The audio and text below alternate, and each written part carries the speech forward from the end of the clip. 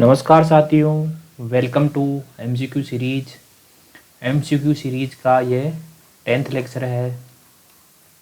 Question number first है, कीर्ति विजय स्तंभ की स्थापना निम्नलिखित में से किस शासक ने की जिसे हिंदू मूर्तिकला का विश्वकोश कहा जाता है?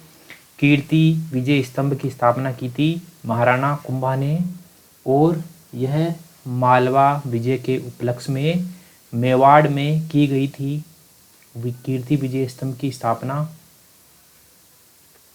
ठीक है, चलते हैं अगले क्वेश्चन की तरफ। क्वेश्चन नंबर 2, मध्यकाल के दौरान नस्तालिक शब्द किससे संबंधित था? तो जो नस्तालिक शब्द है यह एक लिपि थी। नस्तालिक लिपि को जो है दाएं से बाएं लिखा जाता था, यानी कि राइट टू लेफ़्ट लिखा जाता था। और इस लिपि में उर्दू, अरबी आदि कई भाषाएं लिखी जाती थी नस्तालिक लिपि में। ठीक है, तो ये एक लिपि है।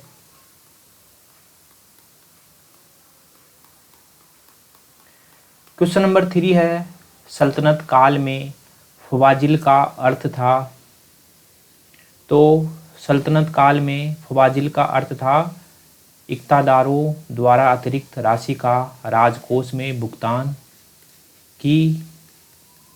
जो इक़्तादारों के पास अतिरिक्त राशि बच जाती थी उसको जो इक़्तादार हैं वह सरकार के पास, जो सम्राट है उसके पास भेज देते थे। उसको फवाजिल की राशि कहा जाता था। तो इसका आंसर आ जाएगा option number C. Question number 4 है, निम्नलिखित स्थापत्यों को उनके निर्माण काल के अनुसार व्यवस्थित कीजिए। देखते हैं। तुगलकाबाद का किला, तो इसका निर्माण हुआ 1321 में।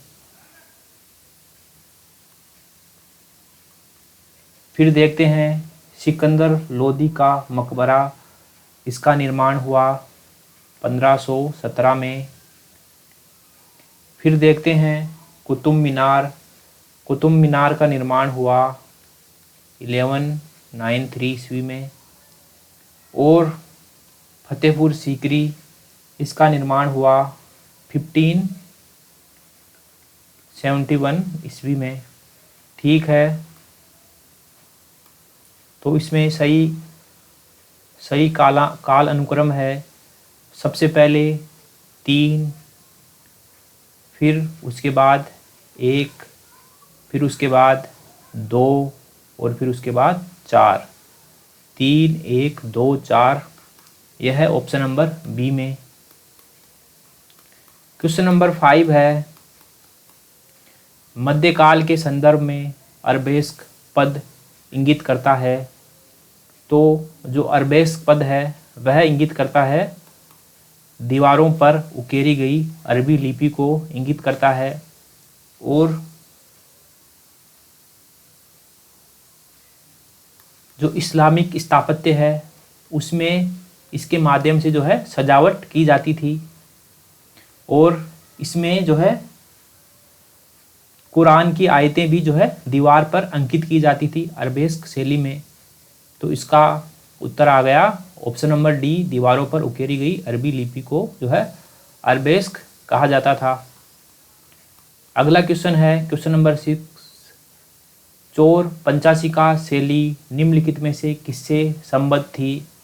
तो जो चोर पंचाशिका शैली है वह चित्रकला से संबंधित थी और ये 16वीं सदी के पूर्वार्ध में विकसित हुई थी चोर पंचाशिका शैली।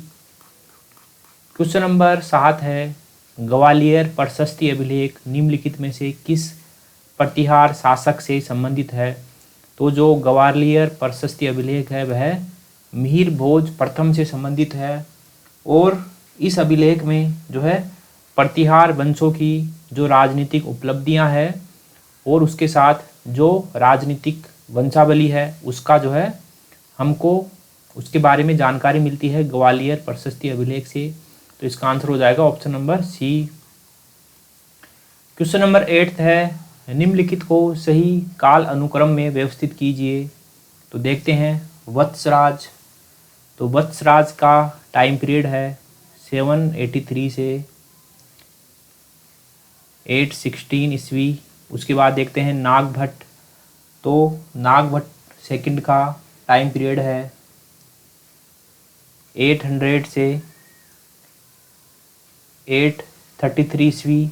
उसके बाद देखते हैं मिहिर भोज प्रथम। तो मिहिर भोज प्रथम का टाइम पीरियड है 836 से 885। और उसके बाद देखते हैं नागभट्ट प्रथम का टाइम पीरियड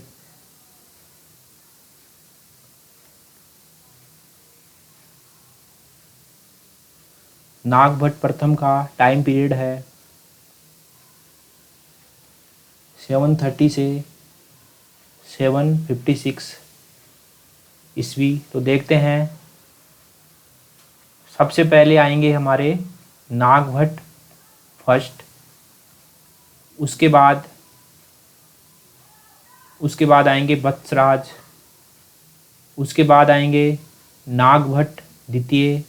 और उसके बाद आएंगे मिहिर भोज प्रथम।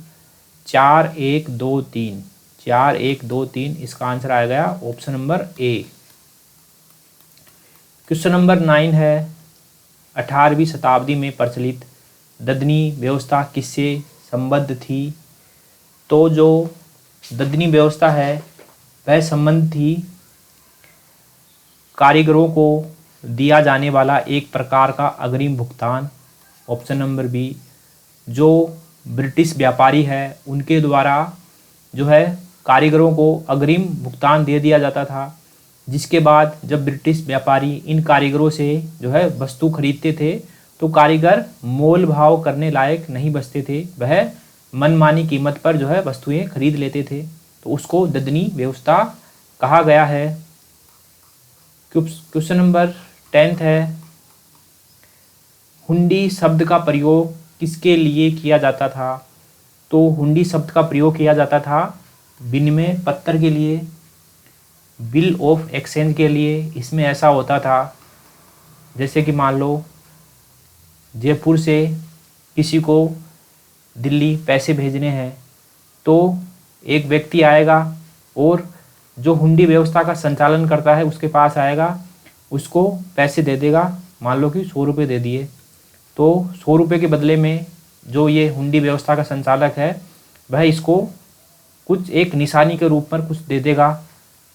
फिर ये व्यक्ति इस निशानी को जाकर यहाँ पर दिल्ली पर इसका एक आदमी बैठा रहेगा, उसको जो है ये चीज़ बताएगा, ये निशानी बताएगा और ये जो व्यक्ति है इसको जो है 100 रुपये दे देगा, मतलब इसको 100 रुपये प्रदान कर देगा। तो यही हुंडी व्यवस्था थी कुल मिलाकर।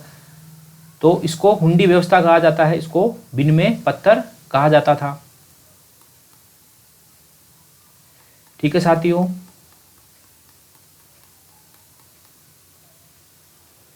MCQ सीरीज का 10th लेक्चर यहीं समाप्त होता है। मिलते हैं अगले लेक्चर में, तब तक के लिए थैंक यू वेरी मच।